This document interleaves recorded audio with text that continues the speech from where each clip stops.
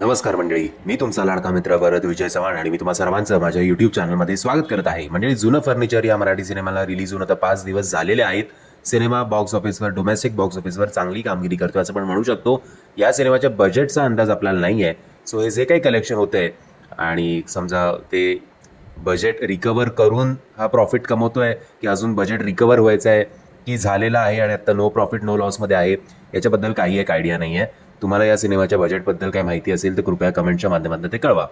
Anyways, पुन्हा एकदा reminder आहे की हे जे काही बॉक्स ऑफिसचे आकडे आहेत ते नेटवर सुद्धा रफ डेटा आहे, तो कॉन्क्रीट डेटा कुठलीही वेबसाईट देत नाही आहे. सो आपण असं धरून चालूया की याच्यापेक्षा जास्तच या सिनेमाने कमवले असतील आणि मी जे हे आकडे सांगतोय ते अगदी तंतोतंत खरे असतील असं कृपया कोणीही धरू नये. प्लस या सिनेमाचं ओव्हरसीजबद्दलचं कलेक्शन काही अंदाज नाही आहे. सो जे काही आहे ते इंडियन नेट कलेक्शनच असेल असं आपण धरून चालूया. एनिवेज, पहिल्या दिवशी शुक्रवारी असं म्हटलं जातं की या सिनेमाने कमवले होते 40 लाख रुपये, शनिवारी 77 लाख रुपये, रविवारी 1,09,00,000 रुपये, सोमवारी 36 लाख रुपये.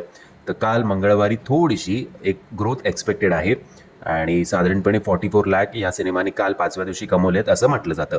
सो असं करत पहिल्या 5 दिवसांचं इंडियन बॉक्स ऑफिसचं नेट कलेक्शन असेल 3,06,00,000 रुपये. जसे लोकेशन्स या सिनेमामध्ये वापरण्यात आले होते, ज्या प्रकारचं स्टारकास्ट आहे, त्याच्यावरनं मला तरी असं वाटतं की कदाचित 5 ते 8 कोटीमध्ये याचं असेल कलेक्शन, माहिती नाही.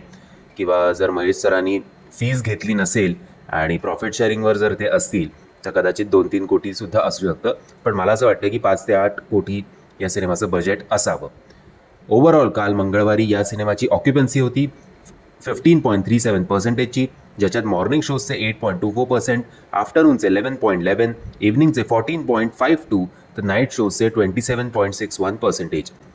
टेरिटरी वाईज बघायला गेलं तर मुंबईमध्ये काल ऑक्युपन्सी होती 16.75%ची, पुण्यामध्ये 15.25%ची, नागपूरमध्ये 13.75%ची, संभाजीनगरमध्ये 10.25%ची, कोल्हापूरमध्ये 10%, नाशिकमध्ये 13.25%, 13.25%ची आणि सांगलीमध्ये 9.75%. म्हणजे मी आशा करतो तुम्हाला हा व्हिडिओ आवडला असेल. जर तुम्हाला हा व्हिडिओ आवडला असेल तर प्लीज या व्हिडिओला लाईक, शेअर आणि चॅनलला सबस्क्राईब करायला विसरू नका. जय हिंद, जय महाराष्ट्र.